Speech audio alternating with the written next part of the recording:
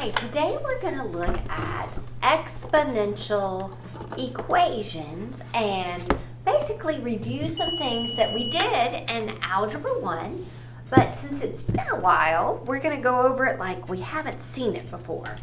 So let's take a look at the note sheet. So if you don't have the note sheet, you want to go ahead and go get one of those, and then when you're ready, you can press play again on the video.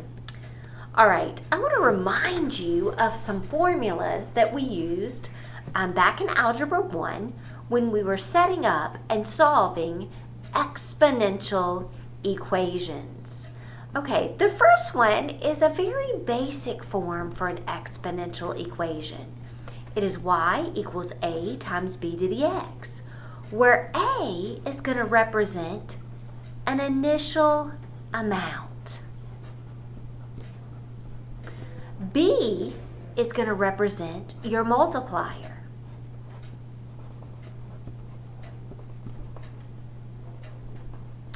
And X is going to represent the number of time periods.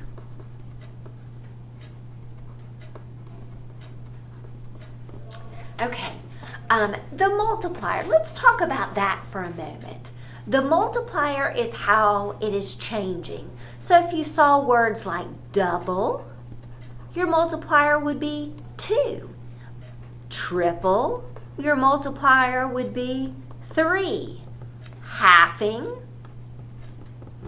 so if we saw something like half-life, which we'll talk about in a couple of days, your multiplier is 1/2. Today we're going to talk about multipliers where we have a percent increase or a percent decrease. So with these two types, with a percent increase or decrease, that percent could be referred to as a rate. And so what we do with a percent increase is we would add that percentage to 1. Now before we add it, we're going to change it to a decimal, and we're going to go through several examples of that in a moment. If it is decrease, we would subtract that from 1. So this is one of the formulas that we'll be using when we work exponential problems. So for the first 8 problems, we're going to work on finding that multiplier, which is your base. That's why we call it B right here. It is your base of an exponential growth or decay problem. So in example 1, it is a 3% decay.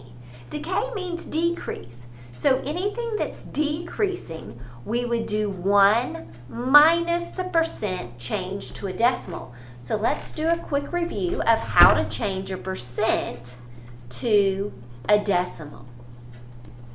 Whenever we have a percent changed to a decimal, such as 25%, what we do is we move the decimal twice. So we'd get 0.25. So let's say we have a decimal 3.8%. We would move that decimal twice. So as a decimal, it's 0.038. Let's say we had 0.5%. To write it as a decimal, we would move that decimal 2 times to the left. So we'd get 0.005. So in this case, we have 3%. We move that decimal twice, and as a decimal, the percentage is 0.03. So what is the rate that corresponds to a decay of 3%? It is 0.97. So if you punch in your calculator 1 minus 0.03, you get 0.97. Now the next one is growth. So instead of subtracting, we'll be adding this to 1. So we're going to move that decimal twice. So that's 0.05. So my growth rate is 1.05. A growth of 0.25, we got to move that decimal twice. It is growth, so we are adding. so it's 1.025. Growth again, so we are adding. We move the decimal twice, so it is 1 plus 0.0125, which is 1.0125.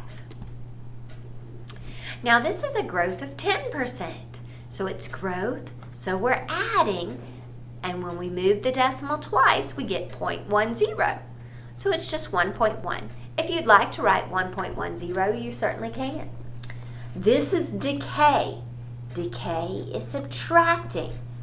Now, even though it has a decimal in it, we still have to move it 2 to the left to write it, to change the percent to a decimal.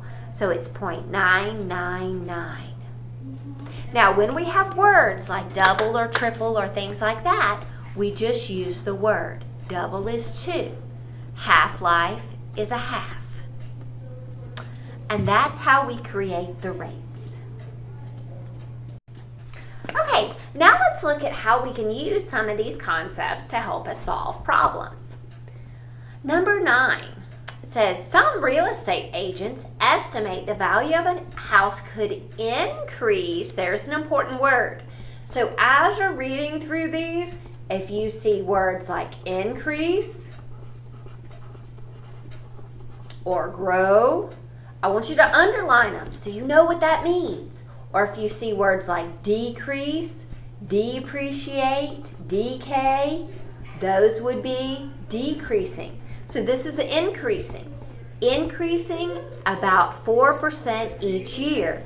So because it says increase, to find that rate, we're going to say 1 plus the percent changed to a decimal. So we'll move that to the left twice, and that rate will be 1.04.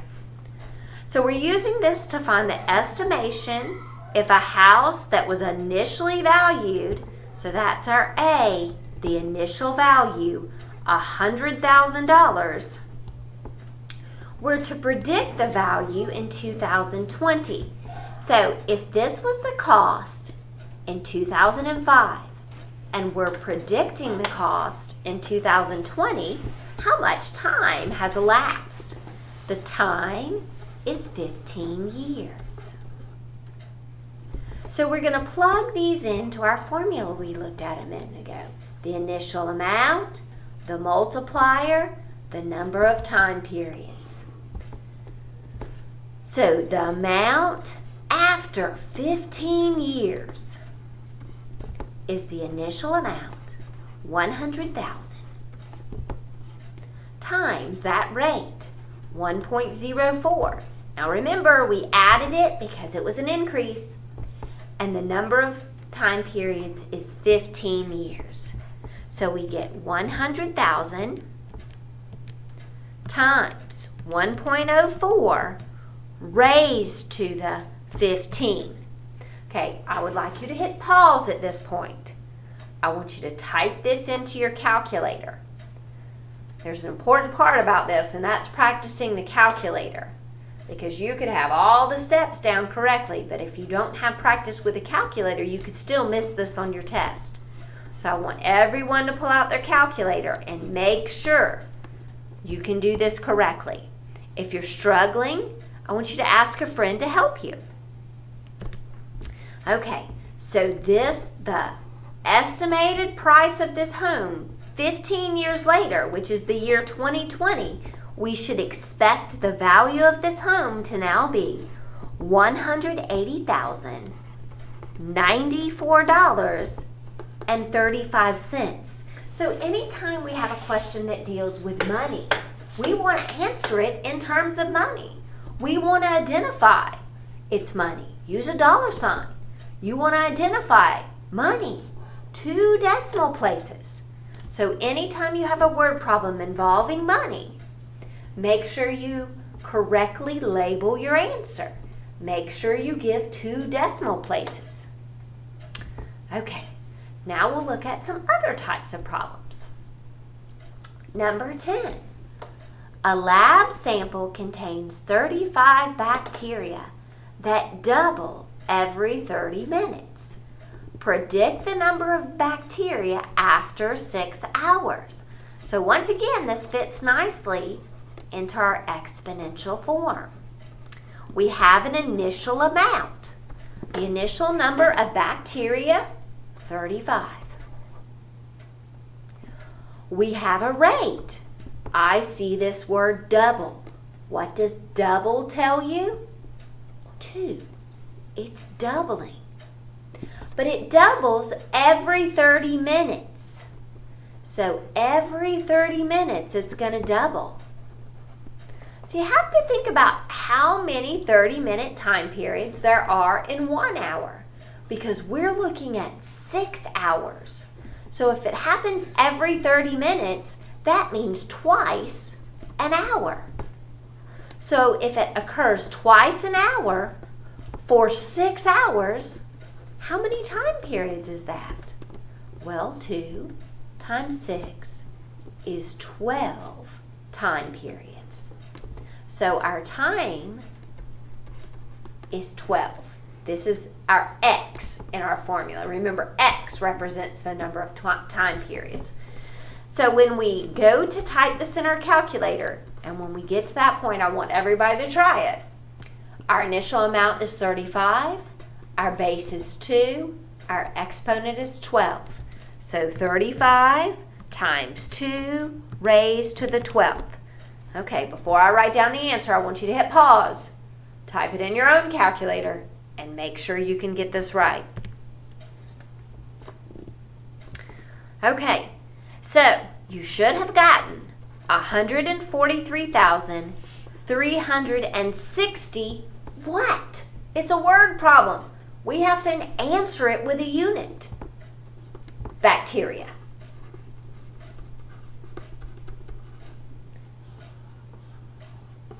So after 6 hours, those 35 bacteria will have multiplied so that we have 143,360. Okay, now let's look at a different problem.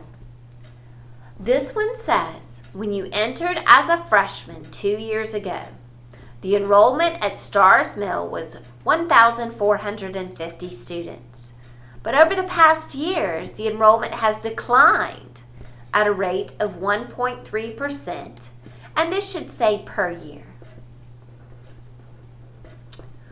What will the enrollment be next year, your senior year? Okay, so let's think about this. The initial amount was the 1,450, but that was 2 years ago. My rate, it says it's declining. Declining is a decay situation, so it's going to be 1 minus. This 1.3 turned into a decimal, 0.013. So 1 minus, type it in, 0.013. What do you get? You should get 0.987. That's our rate. Now, X, the number of time periods from entering as a freshman to your senior year. How many years is that? 1, 2, 3. From entering as a freshman to beginning your senior year is 3 full years. Now, if this is when you graduate, that would be different because that would be the end, so we'd have to count differently. But this is 3 years. So, what does it look like? The population at Starr's Mill High School, your senior year, can be represented by the initial population of your freshman year, the decay rate, to the third. All right, so once again, hit pause. I want you to type this in and make sure you know how to calculate it correctly. All right, so this time we're talking about people. We're talking about people. So this is the answer you get. But can we have part of a person? No. And it's decreasing. So it hasn't gone all the way down to 1,394. This is a weird kind. When it decays, you actually have to round up. When you have a decay situation, you would round up. Anytime we're talking about people, because we can't have parts of a person. So the population would be 1,395 students. Now, if in the future our population starts to rebound and we increase on a growth problem, if we had a growth problem, so take a little side note, decay rounds up, growth would, what do you think it would do? The opposite. It would round down. Okay, and this really only happens when we have a situation that involves discrete variables, like people. We can't have part of a person. So we have to round either up or down to the next or previous whole number. All right, and now let's look at number 12. Find the total amount of money in an account that started with a balance of $700 earning interest. Earning interest, is that growing or decaying? This is growing, so we'll be adding 2.5% compounded quarterly for 10 years. All right, we got to stop for a second because this is compound interest. Okay, and in Algebra 1, you learned a formula for compound interest. I'm going to give you this formula and expect you to use it in support. Now, in your regular math class, you might be expected to know this formula. But this is the formula. The total amount after a given time is equal to this P, when we're talking about money, stands for principal. And principal is just your initial investment. So once again, it's what you start with. And then the little r stands for your interest rate. And once again, you would take this percentage and rewrite as a decimal. Your interest rate written as a decimal. Guys, and if at any time during the notes I go too fast, please just hit pause and catch up. All right, N. N is the number of times it is compounded per year. So, we have some different vocabulary we could use here. You could see the word annually. And annually means once a year. You could see semi-annually. And semi-annually means twice a year. You could see quarterly. And quarterly would be 4 times a year. Monthly occurs 12 times a year. Weekly, 52 times a year. Daily, 365 times a year. Okay. And then T. T is our easy one. T is time in years.